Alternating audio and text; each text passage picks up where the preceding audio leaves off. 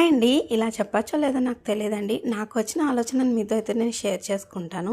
నేను అన్నది ఎంతవరకు కరెక్టో మీరైతే నాకు చెప్పండి. ఈ ఆలోచన రావడానికి కారణము ఇది ఒక టైలర్ గురించి అన్నమాట. ఒక టైలర్ బాధ అనేది.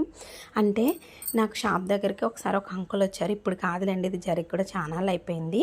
అప్పటి నుంచి నా మైండ్లో ఉన్న ఒకే ఒక ఆలోచన, టైలర్కి ఎందుకు గుర్తింపు లేదు? టైలర్ కూడా ఒక వృత్తే కదా టైలరింగ్. మరి టైలర్స్కి మాత్రము గవర్నమెంట్ నుంచి ఏది ఉండదు ఎందుకండి? ఏది కూడా ప్రతి వర్క్కి ఉంది కదా, మరి టైలరింగ్కి మాత్రం ఎందుకు ఉండదు అనేది ఒక బాధ అనమాట.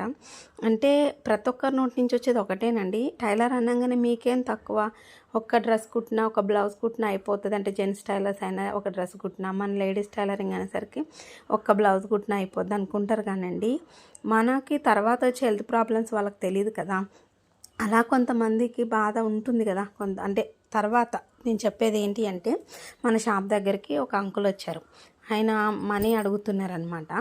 అయితే చూపిస్తున్నారు, అమ్మ నేను ఇగో టైలరింగ్ చేసేవాడిని, ఇప్పుడు నేను ఏం పని చేయలేను, టైలరింగ్ ఒక్కటే నాకు వచ్చు, స్టిచ్చింగ్ చేశాను నేర్పించాను, ఇంకా నా ఓపిక లేదమ్మా, ఇప్పుడు నేను కుట్టలేను, కానీ ఈ టైలరింగ్ మీదనే పిల్లల్ని చదివించాను, వాళ్ళకి పెళ్ళిళ్ళు చేశాను, వాళ్ళంతా సెటిల్ అయ్యారు.